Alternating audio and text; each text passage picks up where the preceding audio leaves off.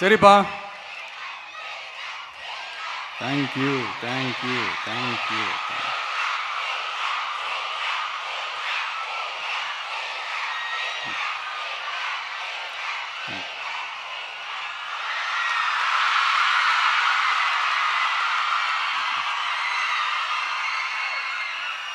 சரிப்பா, வாக்குறுதிகள்லாம் கொடுக்குற, உறுதிமொழிகள்லாம் கொடுக்குற, இதெல்லாம் ஓகே தான். ஆனால் ஸ்டாலின் சார் செய்ய முடியாததை நீ எப்படி செய்வ அப்படின்னு உங்களுக்கு ஒரு கேள்வி ஒன்று வரும்.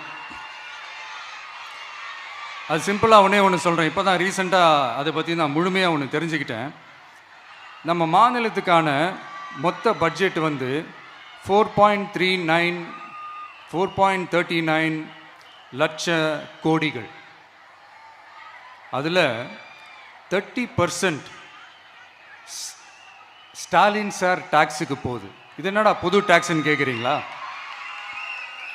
ஆமாம், இந்த பட்ஜெட்லேருந்து ஒதுக்குற நிதியில் 20% ஸ்டாலின் சாருக்கு போகுது. அதில் 10% அவங்க மந்திரிங்களுக்கு போகுது. மொத்தமாக 30% ஆச்சா? கவர்மெண்ட்டுக்கு தான் வரி கொடுப்பாங்க. ஆனால் கவர்மெண்ட்டே ஒருத்தவங்களுக்கு வரி கொடுக்குதுன்னா அதுக்கு பேர் ஸ்டாலின் சார் டாக்ஸ் தானே. இதை விட நாகரிகமாக நீங்கள் அடிக்கிற கொள்ளையும் நீங்கள் அடிக்கிற ஊழலையும் சொல்ல முடியாது.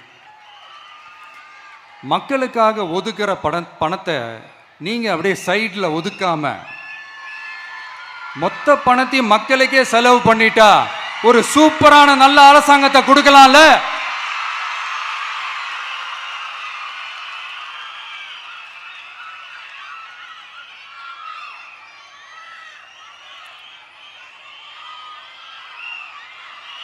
இப்படிலாம்